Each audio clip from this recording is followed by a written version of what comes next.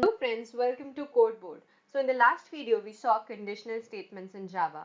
That is, when you want to execute multiple conditions, we use conditional statements like if and switch. But what if you want to execute same code for multiple times? That is, if you want to execute or print same statement for 100 times, we won't be writing 100 lines of code, right? That will be very inefficient. In that case, we use loops in Java. So loops replace this 100 lines of code with just few lines, and they help execute same type of code multiple times. So there are three types of loops in Java: for, while and do while. And amongst that, for is the most widely preferred. So in this video we are going to learn how for loop works. And in the upcoming videos we'll see about while and do while. So let's get started with today's video. Our Eclipse IDE and loop is executing same condition or type of condition again and again. So let's see with some examples how loop works, that is for loop works. So first we'll understand the syntax of for loop. So let's take first example where we want to print the same statement for, let's say, 10 times. So the syntax goes as, we write for first, then we have our conditions. So there are three statements inside this for. First is the initialization condition, from where our loop should start. Then there is end condition, up to what condition our loop should work. And then we update the loop. So update the value of loop, so that loop goes on incrementing or decrementing. So let's see.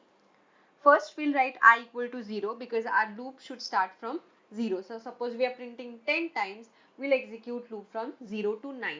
So in this way it will be executed 10 times.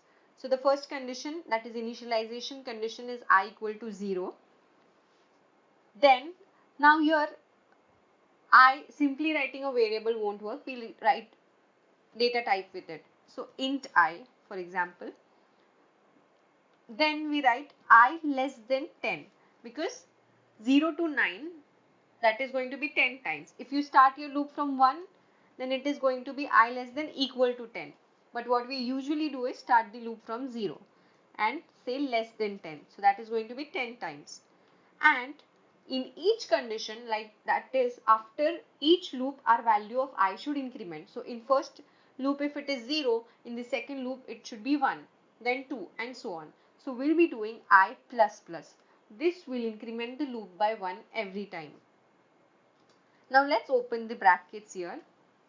So whatever code that you want to execute for multiple times goes inside this bracket. So these are the opening and closing brackets of the for loop, and anything inside this will execute for number of times you write the condition here. So in this loop it is going to execute the code for 10 times. So let's print hi. So here we have hi written for 10 times. Let's also add index along with it. So we'll just print the I with it so that we understand the loop properly. So here we have index from 0 to 9. So in this way 10 times hi has printed. Now similarly, if you want to print the numbers from 1 to 10, what you can simply do is remove hi here and just print the numbers. So since the loop has started from 0 to 1, we'll say I plus 1 because every time you want to print I plus 1. If you start the loop from 1, you can simply print I, and in every loop the number will increment.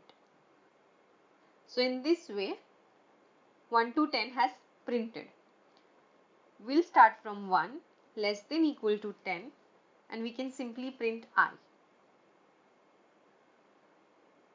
So in this way our numbers are printed. Now we can use for loops for multiple programs such as printing tables or printing odd and even numbers or even multiples of few numbers and so on. So let's see a few examples. So let's say if you want to print a table of 2. So from 1 to 10 we are going to print multiples of 2. So let's say 2 into, now into the next value is going to be dynamic, that is going to be I, 2 into 1, 2 into 2 and so on. So let's make it dynamic. 2 into I plus then equal to, and then our result, which is going to be 2 into 1, so 2 into 2 and so on. So 2 into I. So 2 into I is going to be our result. So for the first loop it will be 2 into 1, then 2 into 2 and so on. So let's print. So here you can see our table has printed from 1 to 10. Similarly, you can print just even numbers. Suppose from 1 to 100 you want to print even numbers. So let's first change the condition 1 to 100. And let's start from 0 to less than 100 because even 0 has to come in the even numbers. And we can write a condition here.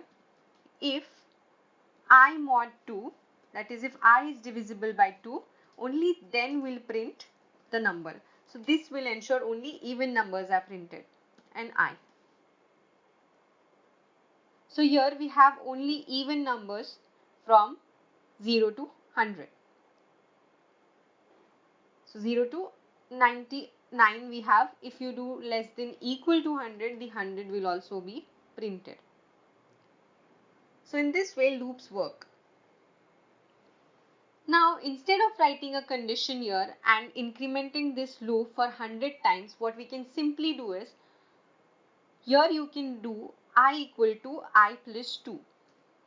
So this will also ensure that if the first value of I is 0, the next value is going to be 2. So this will increment the loop directly by 2. So you don't even need to check the condition and directly only even numbers will be printed.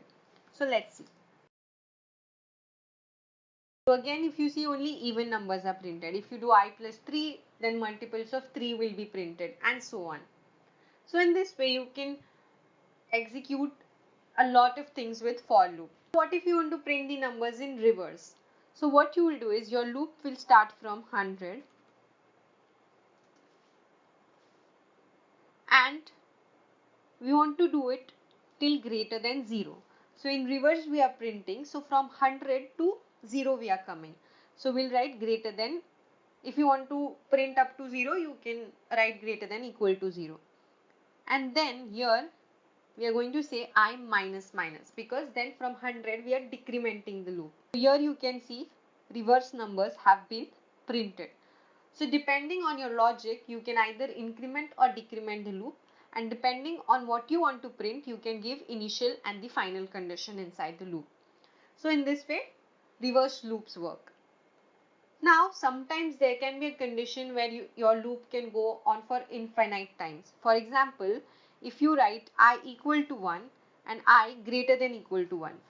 So this condition and I plus plus. Now since I is going to increment, this condition will never end and your loop is going to be infinite. So this will go on and on up to infinite. And so you should take care of all such situations in your code. So this was about for loop, guys. In the upcoming videos, we are going to solve more problems with the use of for loop and condition statements in Java.